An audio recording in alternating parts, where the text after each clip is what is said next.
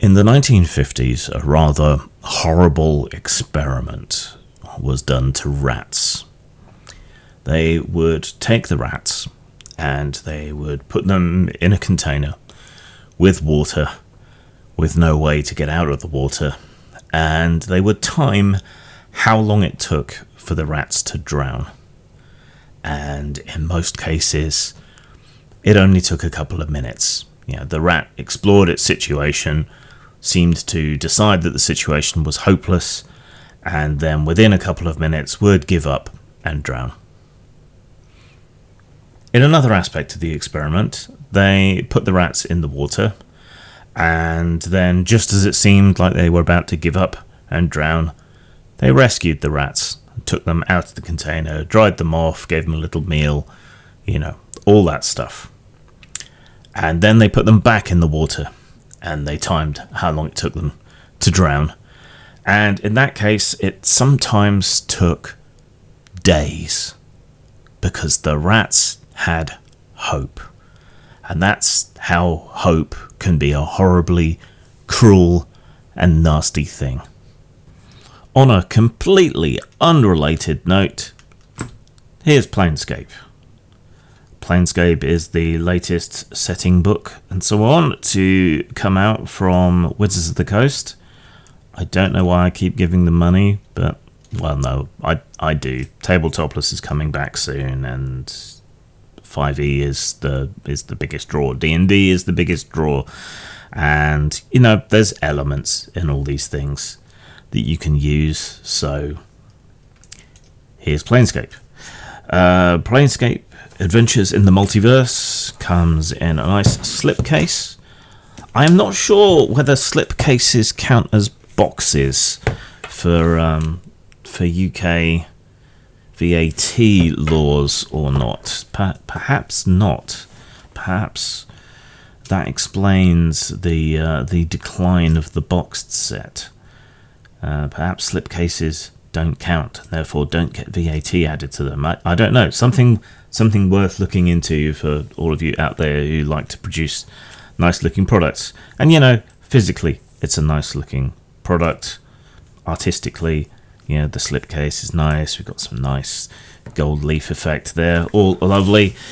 We get all the stuff you usually expect from a modern D&D release. We get a GM screen, like so. Though I'm not entirely sure about some of these DM screens that they put out with the new stuff, because, right, if you just do a themed DM screen with no specifically useful information in it, then what's the point? You've already got a DM screen. Right? And if you fill it with only purely setting specific information, then where's it supposed to go if you've already got a DM screen? I mean, I know people like them, people like their knickknacks and add-ons, but it doesn't seem to fill a particular purpose to have these setting specific DM screens, at least not at full size. Is this the idea that you're supposed to combine them like some kind of Voltron into one Uber GM screen that nobody can see around or through or over? I don't know, but it's nice enough. The quality's nice enough. All right. In addition to that, we get Mort's Planar Parade, which is a monster manual, really, weighing in at somewhere in the region of 65 pages or so. We get Sigil and the Outlands, which is your setting guide, with a poster map of Sigil and the Outlands, weighing in at about 100 pages, roughly. And we get Turn of Fortune's Wheel, which is an adventure, which runs about 100 pages as well. Now, the original Plainscape 2nd edition setting box came with a 32-page monster manual, but of course monster entries were smaller in those days. And the setting book and everything all combined came in about twice the size of this one. And all the usual things that we have come to expect as being shortcomings in Wizards' setting output are all true here, but it's not as bad as Spelljammer. Though I think people were even more fond of Plainscape, so they may end up judging it more harshly. What is starkly apparent in this is a lack of player options. You're not going to find new races and so on. You are going to find a few backgrounds, and in the adventure book rather than in the setting book, you're also going to find rules for playing glitches. Like the protagonist in Plainscape Torment, these are adventurers who can't die, which is already everyone in 5th edition, so seems kind of redundant. This is not a deep book. It is shallow. It has been stripped of a lot of its character. I mean, how do you do Plainscape without the alignments meaning as much as they should, or mattering as much as they should? The answer is you can't really. So even though alignment is less important in current D&D, it still influences the planes. You'll still find a lot of the terminology, but it just doesn't make that much sense in the context of the wider game. You're also not particularly going to find that much on the peculiar vocabulary of people living in Sigil. It's just shallow, constantly and consistently shallow. And where the original Plainscape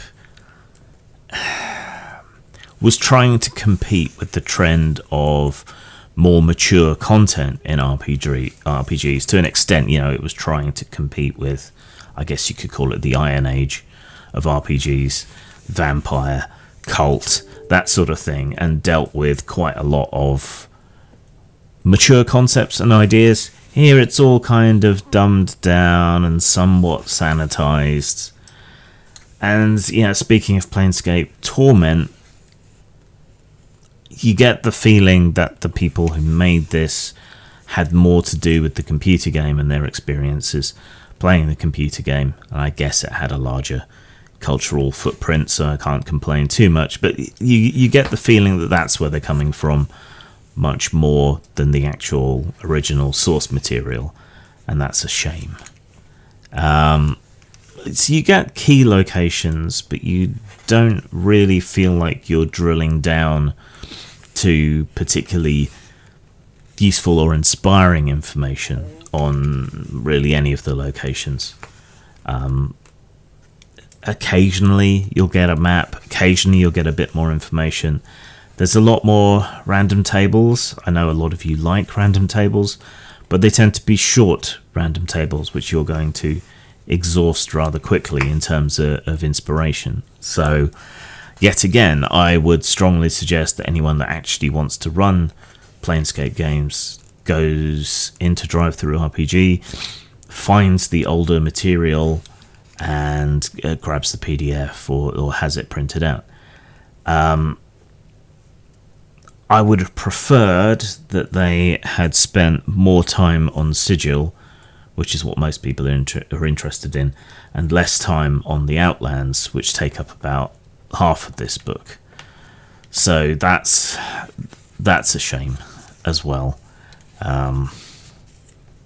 Though I'd never really absorbed as much information about the various townships in the Outlands, so the small amount of information that is available on each is nice, I suppose.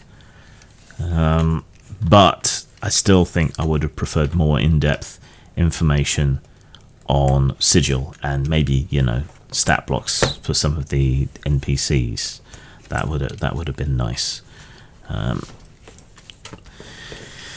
Right, Mort's Planar Parade is the monster manual for Plainscape, and it either expands on or brings back a bunch of creatures, many of which will be familiar to you from older editions and so on. You know, it's nice enough. There's an uptick in cutesiness that I'm not necessarily much of a fan of, though, you know, the contrast with horrors is nice. I will comment on the artwork in a minute, but yeah, you get additional angels, you get barriers, which will be familiar to people from the computer game, but it would be nice to have them as a player character option. I guess you could shrink a centaur, and that might do the job, perhaps. I don't know. Not much here really genuinely oozes Sigil in particular. Rather, this is like skipping over the surface of stuff from the planes, and all over the planes. So it is a bit of a mishmash. But then the thing about Sigil and about Plainscape is that you can use anything from anywhere and bring it all together. More on that as well in a second. Yeah. So yeah, Time Dragons, I guess, is the big new thing in there that I was previously unfamiliar with. And then we have Fortune's Wheel, which is the adventure, which to me is and continues to be a waste of time in these kind of books. Get rid of this. Expand the information in the other book. You've got creatures in here made for the adventures that aren't present in the monster manual book, the Mort's Planar Parade. Why not have those in there and get rid of this? Would be far more useful and amenable. There's some repeat artwork, which is a little annoying from such a big company. Some people think some of the art in these is AI. If so, it's not especially noticeable to the casual observer. I'm just not interested in adventures with setting books. And I think if you've invested enough in D&D that you're going to buy a copy of a Plainscape setting, I don't think you particularly need an adventure laid out for you either. You can come up with it by yourself. So yeah, I'm just basically not interested in adventure books. Your mileage may vary, but for me it's just a waste of time, space, money, things that could be used, pages and artwork resources that could have enhanced the other books and made them a lot more worthwhile. Digging through an adventure to extract the nuggets of goodness that should either also be or only be in the other books is annoying. Just how it used to be annoying trying to tease out the lore from all the fiction that White Wolf used to put into their books. So I guess it might be useful as a kind of introduction, but it doesn't feel like a grand tour of Sigil or anything else anyway. So yeah, I'm not a fan really of adventure books, as any fool know.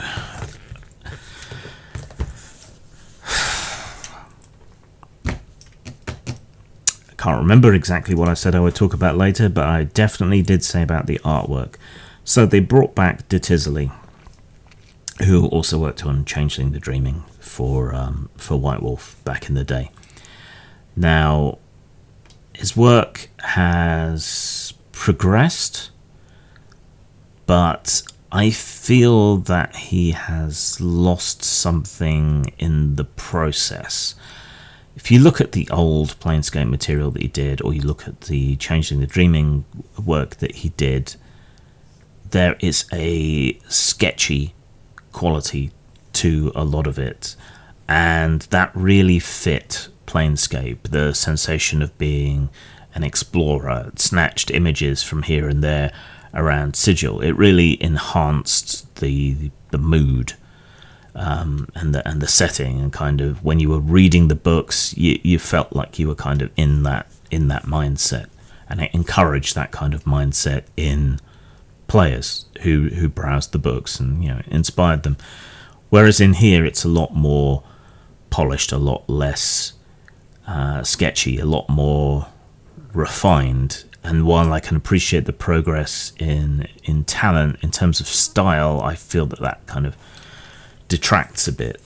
In addition, it has all the normal problems that Wizards of the Coast art has these days.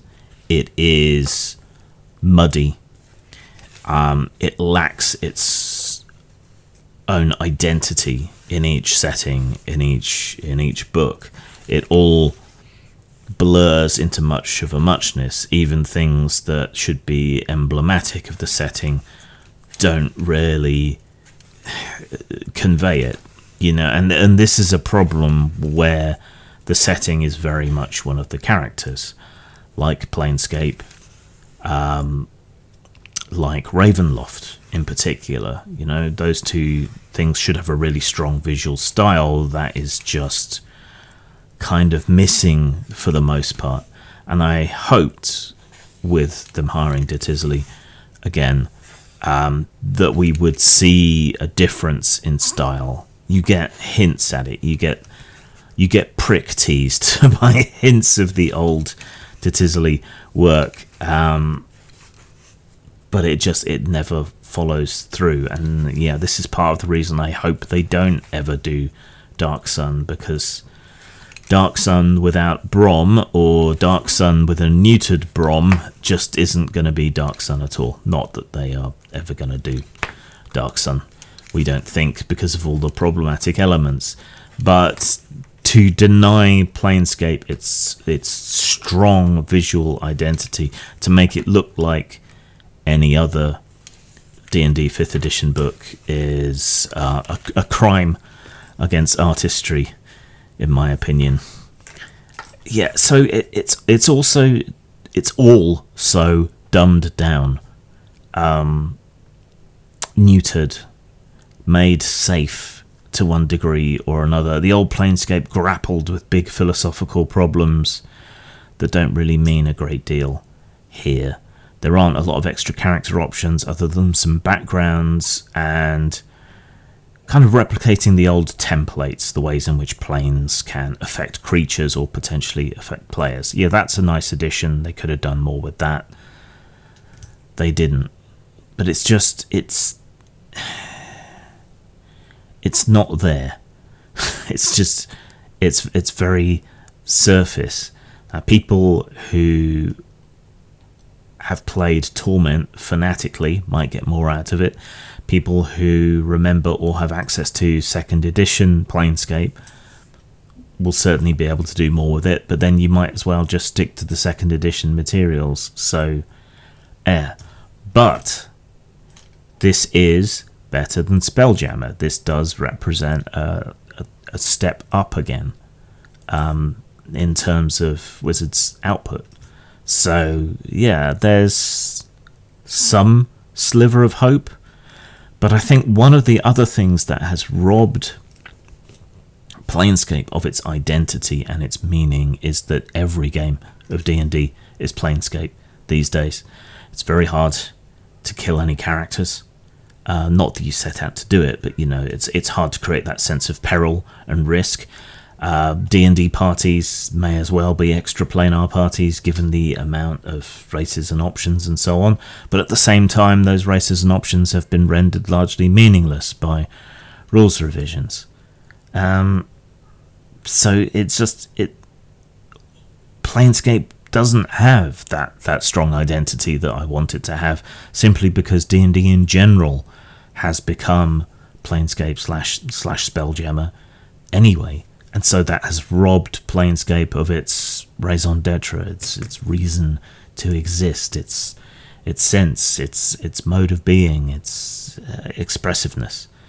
So that also contributes to the neutering. But again, I have to emphasize that this is a step up from, certainly, Spelljammer.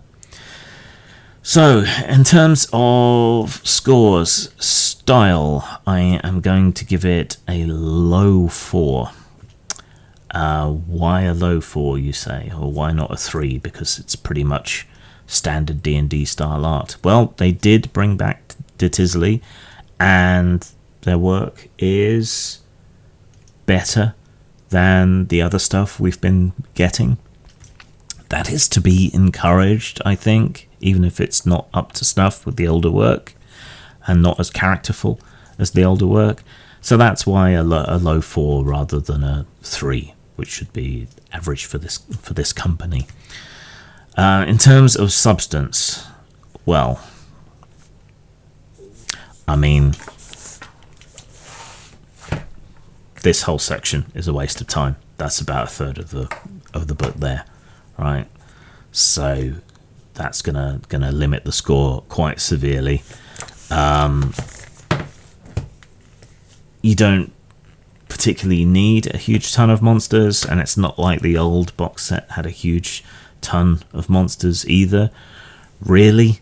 So, okay, fair enough. Fills in some gaps. And this is broad but shallow, and we know they're not really going to do anything else to back this up, are they? So what you've got is what you've got, just as it is with Ravenloft or any of the other settings. They don't support lines, they support D&D, and you can see what they're doing and why they're doing it by making everything interchangeable and by making everything Spelljammer and Plainscape. But it's just there's not enough here, and I wish to the Lady of Pain that they would change tack and spend more time on the setting and less time on the adventures.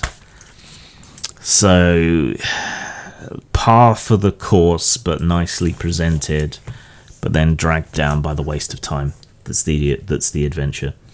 So, I can't give it more than a 3, and in terms of substance, really, it's more like a high 2, but I'll give it a 3 for substance, because it is better than Spelljammer. So that's 7 out of 10, 3.5 out of 5. But my provisor is you very much would be better off getting the second edition material alongside this or instead of it. It's just there's going to be quite a bit of conversion work and whatever else to make it work. So there's hope, but it's slim pickings. Sang. I don't often make explicitly political games, but The Little Grey Book is one of them. It's a parable about this social media panopticon we've all made, where everyone is always watching each other for anyone who steps out of line in any way. And The Little Grey Book is about the inescapability of upsetting someone. It's a one-trick pony, but it's a good one-trick pony. Available at DriveThruRPG and post-mort.com.